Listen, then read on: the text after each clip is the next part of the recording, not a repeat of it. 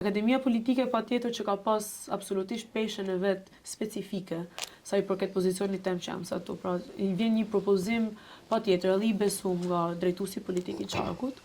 një besim cilin besoj është përblyer edhe me punë kundrejt strukturave të rinisë në Qarkun e Shkodrës, por Akademia politike ka pas ndikimin e vet tek unë në formimin tem, por edhe si një shtys më e madhe promovimit kundrejt kandidaturës teme sot këtu.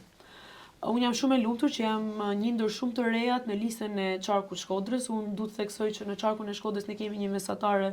goxha të ulët, le të them, të moshës, pra do të thotë që rinia është mirë e përfaqësuar në listën, si në listën e mbyllur, ashtu edhe në listën e hapur, ku specifikisht edhe në listën e mbyllur kemi 2 vajza të reja që janë nën 30 vjeç, pra besoj që janë 2 vajza të reja me shumë potencial, të cilat përfaqësojnë edhe rinin, po edhe